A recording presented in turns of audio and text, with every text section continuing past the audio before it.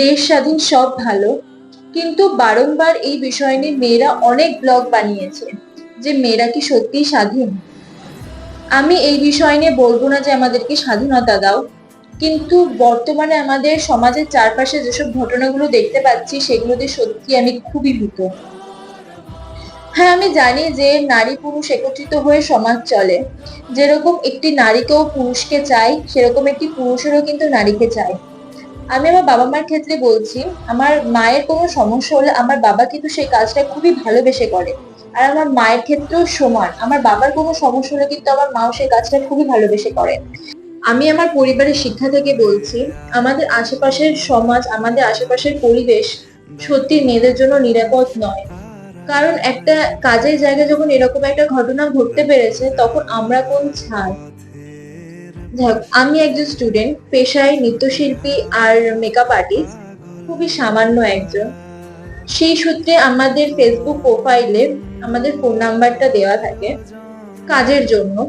তো মানে প্রতিদিন প্রতিনিয়ত প্রচুর ফোন কল আসে যে আমাদের ফেসবুকে ফোন নাম্বার দেওয়া কেন। স্বাভাবিক না? আমরা যদি ফোন নাম্বার না দিয়ে আমরা কাজ পাবো কেমন করে? প্রচন্ড অকথ্য ভাষায় সম্বোধন করা হয় আমাদেরকে, ফোন করে বলে, প্লাস বিভিন্ন রকমের কথাবার্তা। আমরা কেন ফোন নাম্বার দিয়েছি,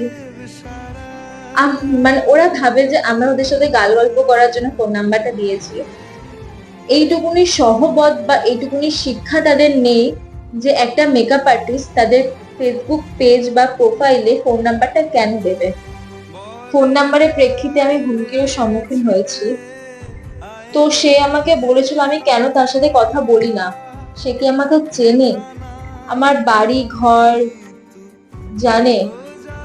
জানি না, আমার সাথেও কিছু না কিছু হতে পারে। তাই ভাবছি শুধু তিলোত্তমা না, হয়তো আমাকেও সবাই চিনবে অন্য কোনো নামে।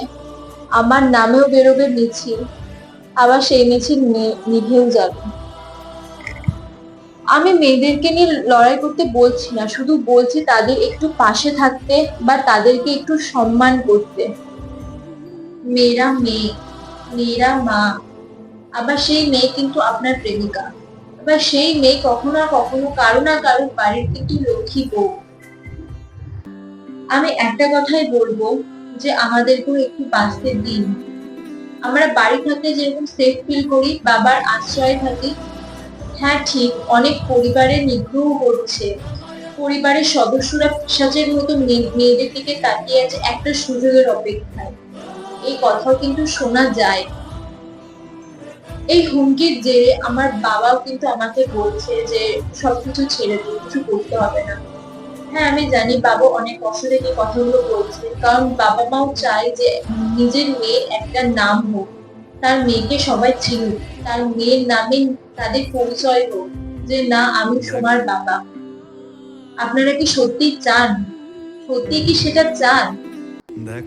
কিন্তু আমি চাই আমার দেশে, আমার রাজ্যে আমি যাতে স্বাধীনভাবে সব কাজ করতে পারি, স্বাধীনভাবে চলাফেরা করতে পারি, স্বাধীনভাবে আমি আমার নৃত্য প্রদর্শন করতে পারি। আমি ভীত, আমি সংকট, সাথে আমার বাবা মা।